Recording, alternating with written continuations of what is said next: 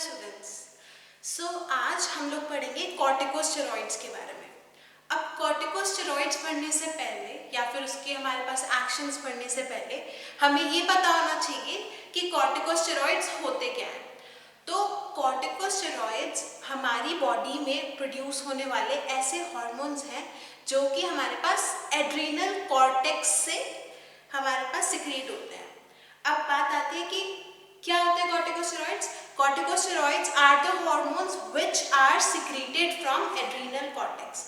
अब अगर adrenal cortex से या फिर एड्रीनल ग्लैंड से हमारे पास हार्मोन्स प्रोड्यूस हो रहे हैं तो ये एड्रीनल ग्लैंड प्रेजेंट कहाँ होता है?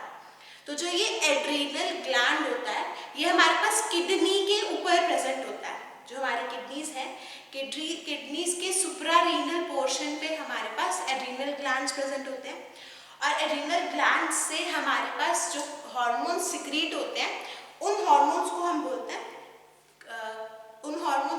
हैं कॉर्टिकोस्टेरॉइड्स।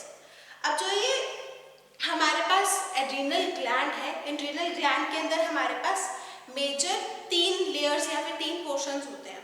तो हमारे पास जो मेड्यूला वाला पोर्शन होता है, जो मिडिल पोर्शन है हमारे पास एड्रीनल ग्लैंड का, उसमें से हमारे पास सिक्रीट होता है एड्रेनालिन और नॉरएड्रेनालिन। और जो हमारे पास आउटर कॉर्टेक्स है, जो कॉर्टेक्स है, उसके हमारे पास 3 लेयर्स फर्दर होती है और उस कॉर्टेक्स के 3 लेयर्स से हमारे पास कॉर्टिकोस्टेरॉइड सिक्रीट होते हैं। अब अगर 3 लेयर्स की बात करें तो स्पेसिफिकली हमारे पास कौन सी लेयर से कौन सा हार्मोन सिक्रीट होता है? तो सबसे पहले बात करते हैं आउटर लेयर की। तो जो हमारे पास आउटर मोस्ट लेयर है उसको हम बोलते हैं जोना ग्लोमेरुलोसा। तो आउटर लेयर या फिर जोना ग्लोमेरुलोसा से हमारे पास सिक्रीट होता है मिनरलोकॉर्टिकॉइड्स जैसे कि अल्डोस्टेरॉन। जो मिडिल लेयर होती है जिसको हम बोलते हैं जोना फैसिक्यूला, उसमें से सिक्रीशन होती है हमारे पास ग्लूकोकॉर्टिकॉइड्स की, जैसे कि कॉर्टिसोल हो गया, हाइड्रोकॉर्टिसोन हो गया, कॉर्टिकोस्टेरॉन हो गया या फिर कॉर्टिसोन हो गया। अब लास्ट हमारे पास आता है इनर लेयर और इनर लेयर को हम बोलते हैं जोना रेटिकुलारिस। फिर से रिवाइज करते हैं एक बारी, क्या क्या होता है? आउटर लेयर होता है, आउटर लेयर को हम बोलते हैं जोना ग्लोमेरुलोसा। फिर मिडिल लेयर होता है, मिडिल लेयर को हम बोलते हैं जोना फैसिक्यूलाटा। फिर इनर लेयर होता है जिसको हम बोलते हैं जोना रेटिकुलारिस। और जोना रेटिकुलारिस जो है उसमें से हमारे पास एंड्रोजेंस प्रोड्यूस होते हैं, जैसे कि कुछ ट्रेस ऑफ हमारे पास एस्ट्रोजन प्रोड्यूस होता है, हमारे पास जो मेल सेक्स हार्मोन्स हैं वो प्रोड्यूस होते हैं और उसके अलावा हमारे पास डिहाइड्रो एपिएंड्रोस्टेरॉन प्रोड्यूस होता है। तो अब जो हमारे पास ये ग्लूकोकॉर्टिकॉइड्स जो कि हमारे पास मिडल लेयर से सिक्रीट हो रहे हैं और जो मिनरलोकॉर्टिकॉइड्स हैं जो हमारे पास आउटर मोस्ट लेयर से सिक्रीट हो रहे हैं, तो जो हमारे पास आउटर मोस्ट लेयर से यानी कि जोना ग्लोमेरुलोसा से जो हमारे पास ग्लूकोकॉर्टिकॉइड सिक्रीट हो रहे हैं वो क्या करते हैं, हमारे पास ग्लूकोज का मेटाबॉलिज्म हमारे पास रेगुलेट करते हैं। और जो मिनरलोकॉर्टिकॉइड्स हैं वो हमारे पास सोडियम, पोटेशियम, बाइकार्बोनेट जो भी ये आयंस हैं उनकी जो हमारे पास मेटाबॉलिज्म है उसको रेगुलेट करते हैं और वाटर की मेटाबॉलिज्म को रेगुलेट करते हैं। अब जो ये सारे कॉर्टिकॉइड्स होते हैं या जो सारे कॉर्टिकोस्टेरॉइड्स होते हैं ये हमारे पास स्टेरॉइडल होते हैं नेचर में। जो हाइड्रोकॉर्टिसोन है वो हमारे पास सबसे पोटेंट ग्लूकोकॉर्टिकॉइड है और जो हमारे पास एल्डोस्टेरॉन है वो हमारे पास सबसे पोटेंट मिनरलोकॉर्टिकॉइड है। अब अगर बायोसिंथेसिस की बात करें या जो हमारे पास ये कॉर्टिकोस्टेरॉइड्स हैं, तो कॉर्टिकोस्टेरॉइड्स का हमारे पास जो रिलीज और बायोसिंथेसिस होता है वो किस बेसिस पे होता है? तो कॉर्टिकॉइड्स और हमारे पास जो ये कॉर्टिकोस्टेरॉइड्स हैं, जो एल्डोस्टेरॉन है, हाइड्रोकॉर्टिसोन है या फिर हमारे पास कॉर्टिसोन है, इन सब का जो रिलीज है वो हमारे पास एक हार्मोन के रिलीज के ऊपर डिपेंड करता है जिसको हम बोलते हैं एड्रीनोकॉर्टिकोट्रोपिक हार्मोन, जिसको ACTH बोला जाता है। तो एड्रीनोकॉर्टिकोट्रोपिक हार्मोन जो होता है वो हमारे पास रिलीज होता है पिट्यूटरी से। अब पिट्यूटरी के जो हार्मोन्स हैं वो हमारे पास हमने पढ़ा था कि फर्दर सिक्रीट हमारे पास जो उनका सिक्रीशन होती है, अगर ACTH आएगा तो हमारे पास कॉर्टिकोस्टेरॉइड सिक्रीट होंगे। ACTH क्या है हमारे पास? एड्रीनोकॉर्टिकोट्रोपिक हार्मोन। तो अगर ACTH आएगा तो हमारे पास क्या आ जाएगा? कॉर्टिकोस्टेरॉइड सिक्रीट हो जाएंगे। अब बात ये आती है कि ACTH हमारे पास बॉडी के अंदर कब आएगा? तो हमारे पास हाइपोथैलेमस, जिसको हम किंग ऑफ ग्लैंड्स बोलते हैं, हाइपोथैलेमस से हमारे पास सिक्रीशन होगी। हाइपोथैलेमस से हमारे पास सिक्रीशन होती है जो हमारे पास CRH हार्मोन होता है, कॉर्टिकोट्रोपिन रिलीजिंग हार्मोन। तो कॉर्टिकोट्रोपिन रिलीजिंग हार्मोन जो होता है वो क्या करता है, पिट्यूटरी के पास जाता है, पिट्यूटरी से हमारे पास रिलीज करवाता है एड्रीनोकॉर्टिकोट्रोपिक हार्मोन ACTH। और ACTH जब हमारे पास रिलीज होता है तब क्या होता है, ACTH हमारे पास जाता है एड्रीनल कॉर्टेक्स के ऊपर, एड्रीनल कॉर्टेक्स को स्टिमुलेट करता है और वहां पे हमारे पास सिंथेसिस होती है जो हमारे कॉर्टिकोस्टेरॉइड्स हैं उनकी। अब हमारे पास जो जब फ्लक्चुएशन होती है ACTH के लेवल में, तभी हमारे पास जो रेट होता है सिक्रीशन का स्टेरॉइड हार्मोन्स के अंदर वो चेंज होता है। अब हमारे पास सिंथेटिक एड्रीनोकॉर्टिकोट्रोपिक हार्मोन भी प्रेजेंट है। अब जो ये सिंथेटिक एड्रीनोकॉर्टिकोट्रोपिक हार्मोन है ये हमारे पास बेसिकली डायग्नोस्टिक पर्पसेस के लिए यूज होता है। तो जो हमारे पास जब अगर किसी पेशेंट के अंदर हमारे पास स्टेरॉइडल हार्मोन्स प्रॉपर्ली रिलीज ना हो रहे हो तो क्या हो जाता है, हमारे पास उस पर्सन को सिंथेटिक एड्रीनोकॉर्टिकोट्रोपिक हार्मोन देके देखा जाता है। अगर हमारे पास जो पर्सन है उसका एड्रीनल कॉर्टेक्स खराब हो तो हमारे पास क्या हो जाता है कि कॉर्टिकोस्टेरॉइड जो है वो फर्दर रिलीज होना बंद हो जाते हैं। और डायग्नोसिस के लिए हमारे पास जो ACTH का हमारे पास कंसंट्रेशन यूज होता है दैट इज 250 mg, या तो इंट्रामस्कुलरली दिया जाता है या फिर IV दिया जाता है। तो एक बार और हम इसकी बात कर लें कि रिलीज कैसे होता है। तो पहले हमारे पास हाइपोथैलेमस से CRH हार्मोन रिलीज होगा। CRH हार्मोन यानी कि कॉर्टिकोट्रोपिक रिलीजिंग हार्मोन, और जो हाइपोथैलेमस से हमारे पास कॉर्टिकोट्रोपिक रिलीजिंग हार्मोन जो है ये हमारे पास आता है ACTH रिलीज होता है। जो ACTH है वो क्या करता है, हमारे पास स्टिमुलेट करेगा एड्रीनल कॉर्टेक्स को, और एड्रीनल कॉर्टेक्स से हमारे पास जो कॉर्टिकोस्टेरॉइड्स हैं वो रिलीज होते हैं। और कॉर्टिकोस्टेरॉइड्स जो है हमारे पास मेजरली कितने टाइप्स के हैं, कॉर्टिकोस्टेरॉइड्स हमारे पास 2 टाइप्स के होते हैं। एक होता है हमारे पास ग्लूको कॉर्टिकॉइड्स और दूसरा होता है हमारे पास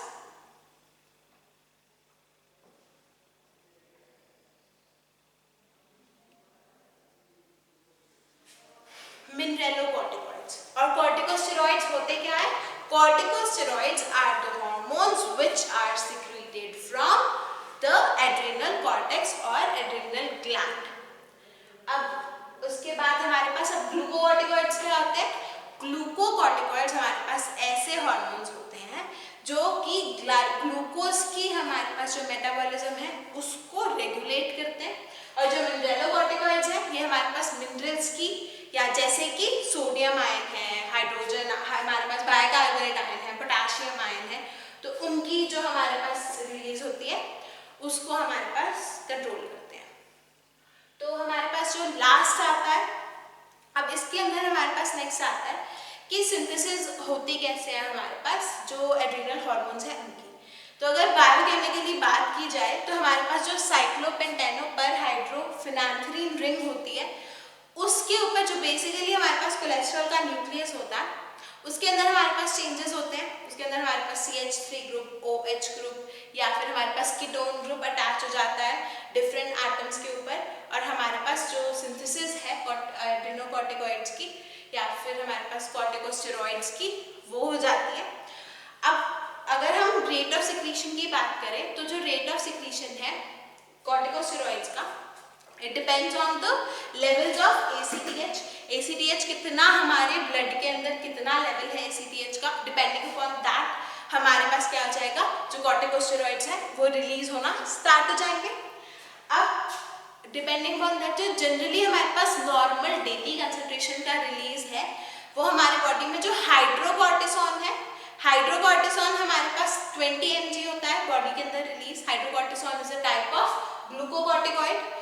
और मिनरेलोकॉर्टिकॉइड की अगर बात की जाए तो हमारे पास मेन कौन सा होता है, एंडोस्टेरॉन, और एंडोस्टेरॉन का हमारे पास जो रिलीज होता है that is 0.125 mg in a day. एक दिन के अंदर हमारे पास 20 मिलीग्राम्स के अमाउंट में हमारे पास हाइड्रोकोर्टिसोन रिलीज होता है और 0.125 mg के अमाउंट में हमारे पास जो एल्डोस्टेरॉन है वो रिलीज होता है। हमारे पास जो 2 carbon atom containing acetate groups होते हैं, एसिटेट चेन्स होते हैं, उसके हेल्प से हमारे पास कॉर्टिकोस्टेरॉइड्स की बायोसिंथेसिस होती है। अब नेक्स्ट आता है हमारे पास फार्माकोलॉजिकल एक्शंस ऑफ ग्लूकोकॉर्टिकॉइड्स। अब अगर फार्माकोलॉजिकल एक्शंस की बात करें तो सबसे पहले हम ग्लूकोकॉर्टिकॉइड्स की बात करते हैं। तो ग्लूकोकॉर्टिकॉइड्स मेजरली हमारे पास क्या करते हैं, ग्लूकोज का जो हमारे पास मेटाबॉलिज्म है उसको हमारे पास क्या करते हैं, रेगुलेट करते हैं। तो हमारी बॉडी में जो ये एड्रेनोकॉर्टिकॉइड्स होते हैं, इनका जो बायोलॉजिकल एक्शन होता है वो वाइड वैरायटी का होता है। अब ये हमारी बॉडी में जो सर्वाइवल का मेजर हमारे पास जो हमारी बॉडी में हॉर्मोन्स या फिर हम जो हॉर्मोन्स रिस्पॉन्सिबल है हमारी बॉडी में डिफरेंट कंडीशंस के अंदर सप्लाई करने, हमारे पास सर्वाइवल करवाने के लिए, उन कंडीशंस में हमारे पास one of the major role जो है वो कॉर्टिकोस्टेरॉइड्स का होता है।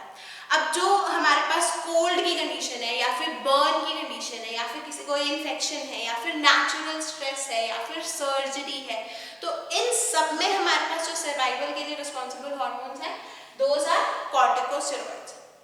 अब जब अगर किसी पेशेंट के अंदर या फिर अगर हमारी बॉडी में एड्रेनल कॉर्टेक्स की एब्सेंस हो जाए तो हमारे पास बहुत ज़्यादा रिजिडली कंट्रोल्ड कंडीशंस में ही सर्वाइवल हो सकता है अगर हम सारे के सारे जो हमारे पास स्टेरॉयडल हार्मोन्स हैं उनको एक्सटर्नली या सिंथेटिकली हम बॉडी के अंदर इंड्यूस करेंगे। तो अब इम्पॉर्टेंट एक्शंस कौन से आते हैं हमारे पास ग्लूकोकॉर्टिकॉइड्स के, तो सबसे पहले आता है हमारे पास कार्बोहाइड्रेट और प्रोटीन का मेटाबॉलिज्म। तो जो ग्लूकोकॉर्टिकॉइड्स हैं वो हमारे पास क्या करते हैं, ग्लाइकोजन का जो डिपोजिशन होता है लिवर के अंदर उसको प्रमोट करते हैं। जो हमारे पास ग्लूकोनियोजेनेसिस का प्रोसेस है, ग्लूकोनियोजेनेसिस होता है हमारे पास ग्लूकोज के सिंथेसिस, तो उसके लिए हमारे पास रिस्पॉन्सिबल होते हैं ग्लूकोकॉर्टिकॉइड्स। अब हमारे पास जब हमारे पास ग्लूकोनियोजेनेसिस हो जाती है तब ये क्या प्रिवेंट करता है, जो पेरिफेरल टिश्यूज होते हैं उनसे हमारे पास जो यूटिलाइजेशन होता है ग्लूकोज का उसको प्रिवेंट करते हैं। बेसिकली क्या क्या हो रहा है, इनिशियल दोबारा बात करते हैं। सबसे पहला हमारे पास जो एक्शन आता है ग्लूकोकॉर्टिकॉइड्स का that is on carbohydrate and protein metabolism. अब कार्बोहाइड्रेट और प्रोटीन मेटाबॉलिज्म में क्या हो रहा है, अब कार्बोहाइड्रेट की बात करते हैं तो कार्बोहाइड्रेट मेजर हमारी बॉडी में क्या होता है, ग्लूकोज, और ग्लूकोज से क्या बनता है हमारे पास ग्लाइकोजन, और ग्लाइकोजन जो है वो हमारे पास बॉडी के अंदर फर्दर हमारे पास उसके अंदर मेटाबॉलिज्म होने के बाद फॉर्म के अंदर चेंजेस आने के बाद हमारे पास क्या हो जाता है, डिपोजिशन स्टार्ट हो जाती है।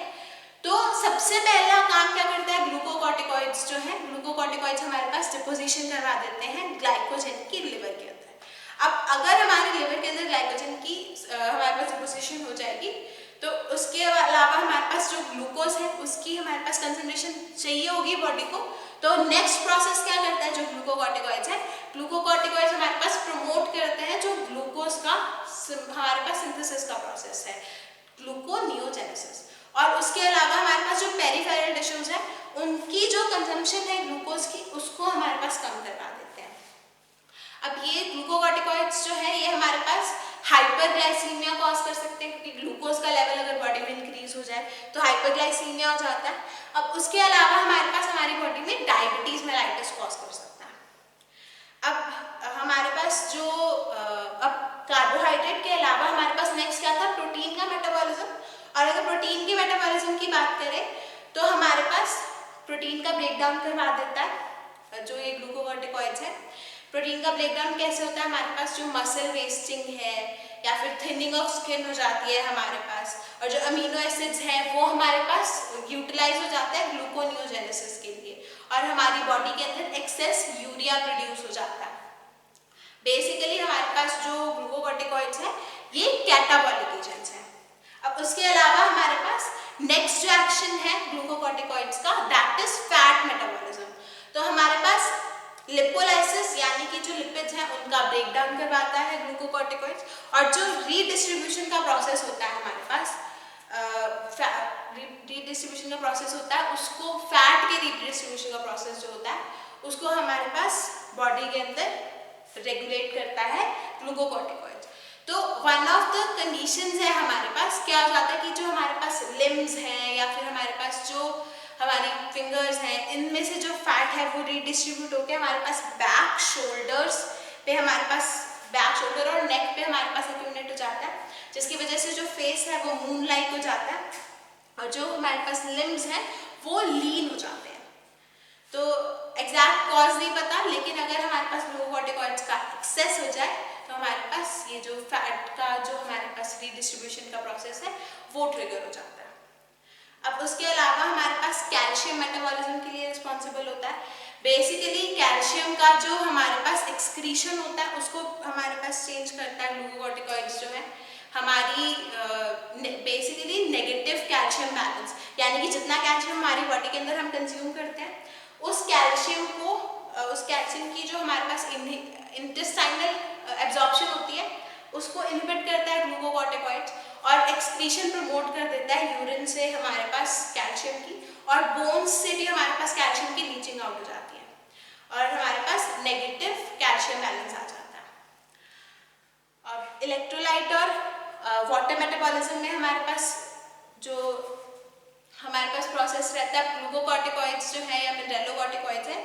मिनरलोकॉर्टिकॉइड्स क्या करता है, हमारे पास सोडियम और वाटर की रिटेंशन करवा देते हैं, पोटेशियम और हाइड्रोजन आयंस की हमारे पास एक्सक्रीशन करवा देते हैं, और उसके अलावा हमारे पास ग्लूकोकॉर्टिकॉइड्स का भी मिनरल्स के ऊपर इफेक्ट रहता है, लेकिन इन कंपैरिजन बहुत कम इफेक्ट होता है। अब उसके अलावा हमारे पास कार्डियोवैस्कुलर सिस्टम के ऊपर ग्लूकोकॉर्टिकॉइड्स का इफेक्ट रहता है। जो ग्लूकोकॉर्टिकॉइड्स है वो हमारे पास हाइपरटेंशन कॉज कर सकते हैं। सीएनएस के ऊपर हमारे पास इफेक्ट रहता है, माइल्ड यूफोरिया कॉज करता है, और इसके अलावा हमारे पास जो ग्लूकोकॉर्टिकॉइड्स हैं जो उसका हमारी बॉडी के अंदर हाई कंसंट्रेशन हो तो जो सीजर्स की हमारे पास थ्रेशोल्ड होती है वो डिक्रीज हो जाती है। उसके अलावा हमारे पास जो स्केलेटल मसल जो कॉर्टिकोस्टेरॉइड्स हैं उनकी प्रेजेंस हमें नेसेसरी है for the normal muscular movement, और अगर एक्सेस हो जाए ग्लूकोकॉर्टिकॉइड्स का तो वो लास्ट करता है, वो कॉज कर देता है मसल की वेस्टिंग हो जाती है और मायोपैथी कॉज हो जाती है। उसके अलावा हमारे पास जो ब्लड सेल्स हैं और लिम्फोइड टिश्यूज जो हैं, ग्लूकोकॉर्टिकॉइड्स जो है वो हमारे पास एनहांस कर देते हैं rate of destruction of lymphoid cells, और लिम्फोसाइट्स, इओसिनोफिल्स और बेसोफिल्स का हमारे पास जो कंसंट्रेशन है उसको डिक्रीज कर देते हैं। लास्टली और मोस्ट इंपॉर्टेंटली जो हमारे पास इफेक्ट आता है ग्लूकोकॉर्टिकॉइड्स का या फिर कॉर्टिकोस्टेरॉइड्स का, दैट इज कि इनके अंदर हमारे पास एंटी इन्फ्लेमेटरी इफेक्ट होता है। तो जो भी हमारी बॉडी के अंदर इन्फ्लेमेशन कॉज होती है प्रोस्टाग्लैंडिन्स की वजह से, साइटोकाइन्स की वजह से, लाइसोसोमल एंजाइम्स की वजह से, उन सबको हमारे पास जो रेडनेस कॉज हो जाती है, हीट रिलीज होनी स्टार्ट हो जाती है, स्वेलिंग हो जाती है, तो हमारे पास क्या होता है कि जो ग्लूकोकॉर्टिकॉइड्स हैं या कॉर्टिकोस्टेरॉइड्स हैं वो इन सभी हमारे पास जो जो साइटोकाइन्स हैं या प्रोस्टाग्लैंडिन्स हैं उसको इनहिबिट करते हैं, सप्रेस कर देते हैं प्रो इन्फ्लेमेटरी जो प्रोसेसेस होते हैं, और जब हमारे पास इन्फ्लेमेटरी प्रोसेसेस सप्रेस हो जाते हैं तो इन्फ्लेमेशन जो है वो फर्दर हमारे पास आगे सिवियरिटी उसकी डिक्रीज हो जाती है और इन्फ्लेमेशन जो है अल्टीमेटली हमारे पास खत्म होनी स्टार्ट हो जाती है। उसके अलावा हमारे पास एलर्जिक रिस्पॉन्सेज आते हैं और हमारी जो गैस्ट्रिक एसिड की सिक्रीशन है उसको इंक्रीज कर देते हैं कॉर्टिकोस्टेरॉइड्स, और हमारे पास जो पेप्टिक अल्सर्स हैं उसको एग्रवेट कर देते हैं। अब लास्ट बात आती है कि मैकेनिज्म ऑफ एक्शन की, जो ये हमारे पास कॉर्टिकोस्टेरॉइड्स हैं या ग्लूकोकॉर्टिकॉइड्स हैं या मिनरलोकॉर्टिकॉइड्स हैं, ये हमारे पास जितने हमने अभी एक्शंस पढ़े ये करते कैसे हैं। तो हमारे पास क्या होता है, जो हमारे ग्लूकोकॉर्टिकॉइड्स हैं वो हमारे पास सबसे पहले क्या करते हैं, ग्लूकोकॉर्टिकॉइड्स सेल के साइटोसोल के साथ बाइंड करते हैं। अब जब हमारे पास सेल के साइटोसोल के अंदर एंटर करते हैं और सेल के साइटोसोल के अंदर एंटर करने के बाद हमारे पास बाइंड कर जाते हैं साइटोप्लाज्मिक रिसेप्टर प्रोटीन्स के साथ। अब जब हमारे पास साइटोप्लाज्मिक रिसेप्टर प्रोटीन्स के साथ बाइंड कर जाते हैं तब क्या होता है, हमारे पास स्ट्रक्चरल चेंजेस स्टार्ट हो जाते हैं हमारे पास स्टेरॉइड प्रोटीन कॉम्प्लेक्स के अंदर, और जब ये कॉम्प्लेक्स न्यूक्लियस के अंदर मूव कर जाता है, न्यूक्लियस के अंदर बाइंड करके हमारे पास डीएनए के साथ, तब हमारे पास एमआरएनए के थ्रू प्रोटीन्स की सिंथेसिस स्टार्ट हो जाती है, और जो प्रोटीन्स हमारे पास अल्टीमेटली बनते हैं उनकी वजह से हमारे पास ये फर्दर एक्शंस आते हैं जितने अभी हमने एक्शंस पढ़े।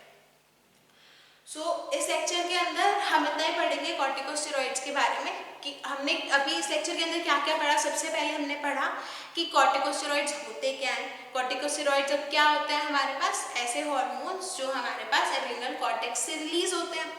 अब जो हमारे पास कॉर्टिकोस्टेरॉइड्स हैं वो कहाँ से रिलीज होता है हमारे पास, एड्रिनल ग्लैंड से। एड्रिनल ग्लैंड से हमारे पास एड्रिनल मेड्यूला से एल्डोस्टेरोन और हमारे पास जो हार्मोन्स रिलीज होते हैं। अब हमारे पास कॉर्टेक्स के अंदर 3 लेयर्स होती हैं, 3 लेयर से हमारे पास मिनरलोकॉर्टिकॉइड्स, ग्लूकोकॉर्टिकॉइड्स और लास्टली हमारे पास जो एड्रोजेंस हैं वो रिलीज होते हैं।